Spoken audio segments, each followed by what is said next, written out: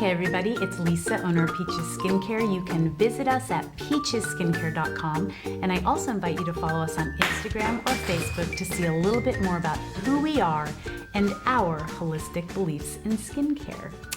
I am going to do a tag that was done by a little poet, and you know what? I want to make sure I say the tag correctly.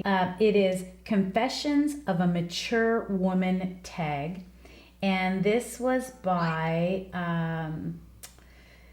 Little Poet, yes. And I just wanted to make sure. She is such a lovely inspiration to me, and I love her channel. And I thought it would be fun to answer all of these questions while I was doing a mask that I love. I just did an exfoliation video, or a video on how I don't over exfoliate. And I thought that I would show you the Manuka honey and aspirin mask again, because so many of you are still confused a little bit about what Manuka honey does. Manuka honey is incredibly healing to the skin, anti-inflammatory, antibacterial, antifungal, but it has to be from New Zealand. So this is Manuka honey. Aspirin is salicylic acid. So in layman's terms, think of it as little Pac-Man eating away any scar tissue, dead, dry skin, and almost acting like a natural peel at home. I don't believe in acid peels or chemical peels. I think that they'll make your skin look fairly good for maybe a few days or maybe a week or so, but then your skin feels burned, and so it calluses and thickens over it to protect itself. When you do things naturally, you maintain your skin, and it doesn't callus and it doesn't thicken. So I thought I would start off by answering the first question. I'm going to put my glasses on here. So the first question is, how old are you and how do you feel inside? And I already washed my face, guys. So I put the 6 aspirin in this little pustule, and I'm going to crunch them up. I am 55 years old, and how do I feel inside? I definitely have good days and bad days, but I feel a little empowered if I really allow myself to just be grateful and not overthink the world. Being on a beauty channel can be really hard.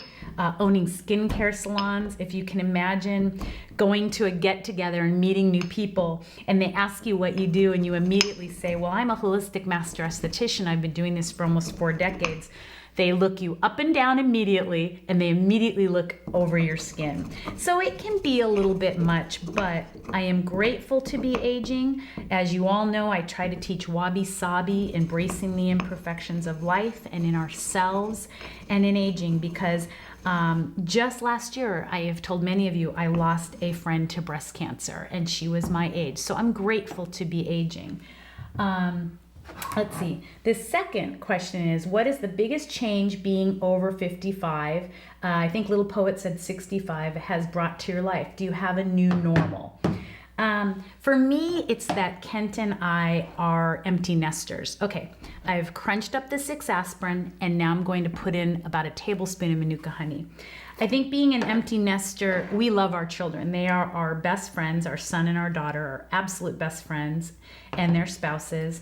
But being an empty nester is really empowering. I'm not in the salons as much. I'm definitely there. I haven't been able to be in my Ohio salon in over a year, but I'm always engaging with my wonderful ladies that work for us. But I definitely have more time. I'm not running kids to soccer. I'm not working 11-hour days taking care of clients. And I get to spread myself a little bit more in different directions with skincare and beauty. Well, what Kent and I do, finding joy. We find joy in each day. We can just shut the door. Our dog is, able to lay on the couch, and we can walk down and get some dinner or get a drink or go for a bike ride. So I think for me, that's really what has changed, but I find that to be a beautiful thing. Okay, there are 8 questions. This is the third one. Describe the roughest patch you've experienced in the last 5 years. Oh, wow. Okay. I think for me, we've moved about 7 times, Kent, in 11 years for our business. But I think we all know that the past year has been the hardest. But it's also been so beautiful if I really allow it to feel that way. Having employees walk out on you during COVID. literally walk out on you. It amazes me every time. I could never do that to someone. Or having, your business is shut down. 36 years of life that you have worked so hard at almost being pulled away from you.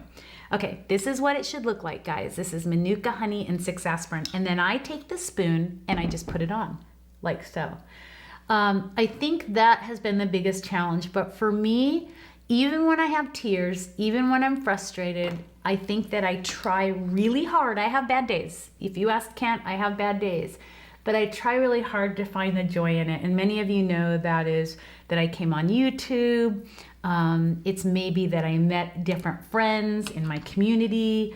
And just that I have opened up my way of thinking and appreciating things more. I think when you have things almost taken away from you, and I grew up like that, having things taken away from me a lot.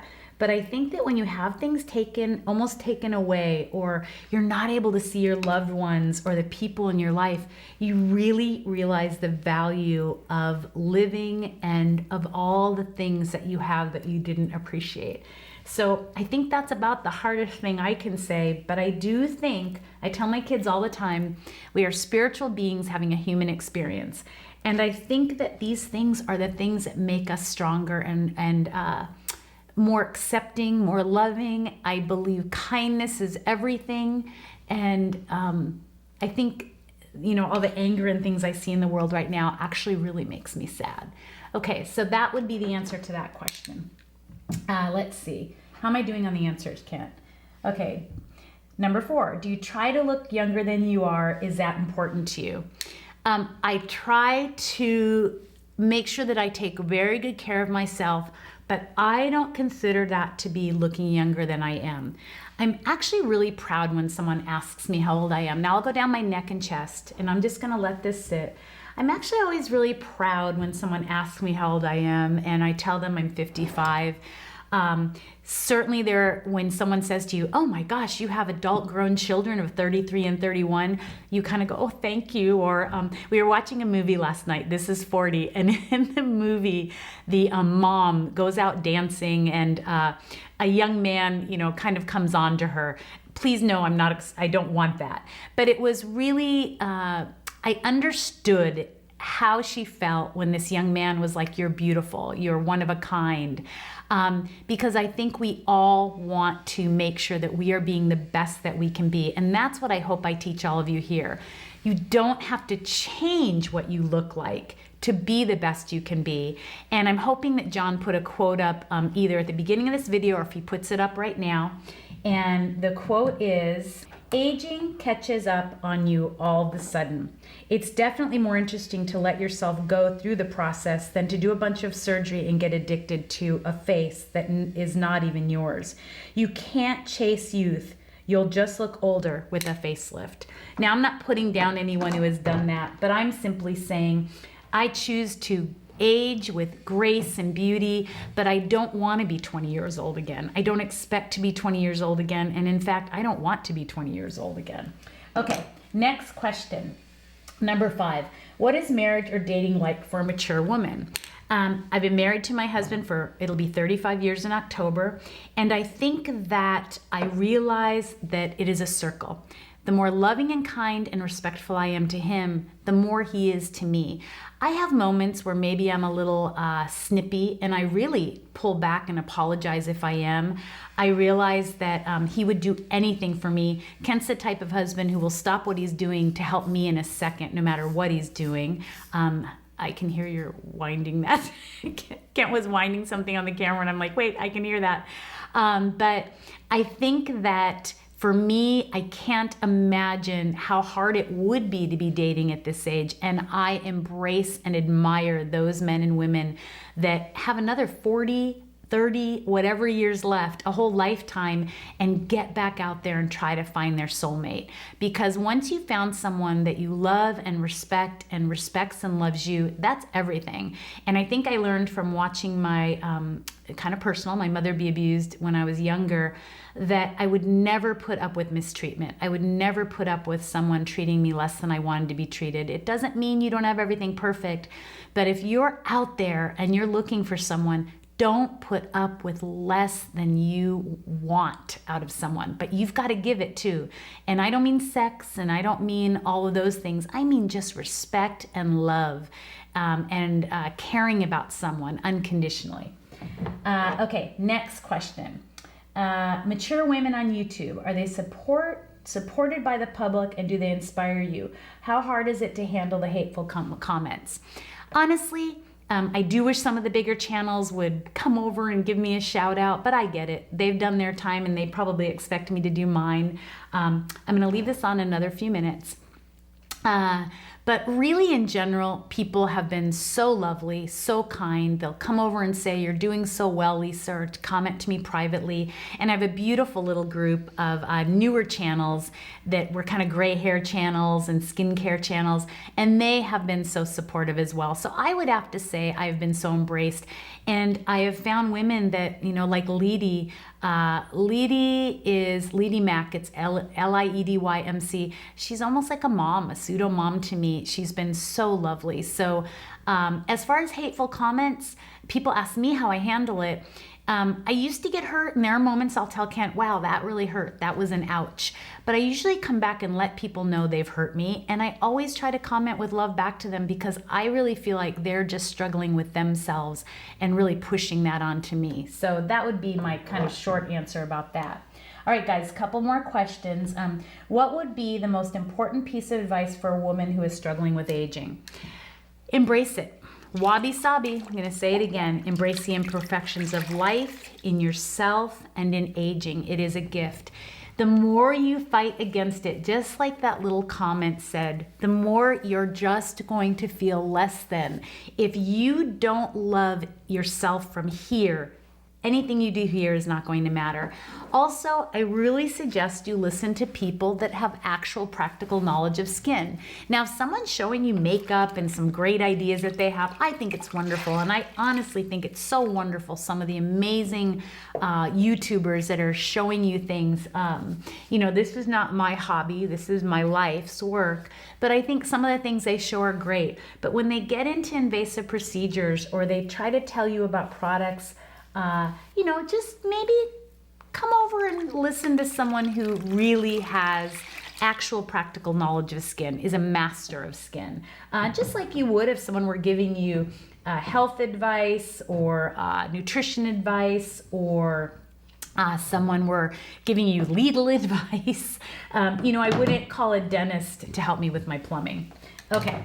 Let's see, I think I'm on the last question.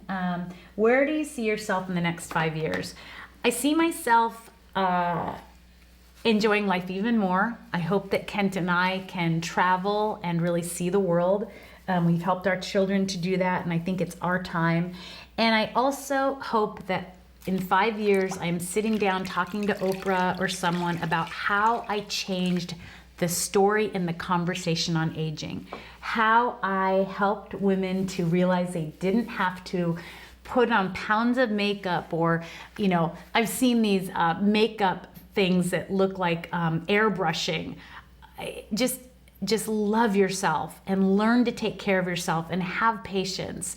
But I hope that I have changed that for a lot of men and women. And I guess I just hope that I'm still here, I'm still alive, and that I'm still embracing life. So I hope you enjoyed this, and I want to thank Little Poet for doing this tag, and I went ahead and took her up on it, and I hope that she gets to watch this and see my answers. And if any of you in the mature community, or the youthful community, or whatever, the beauty community, want to do this tag, I invite you to do it as well.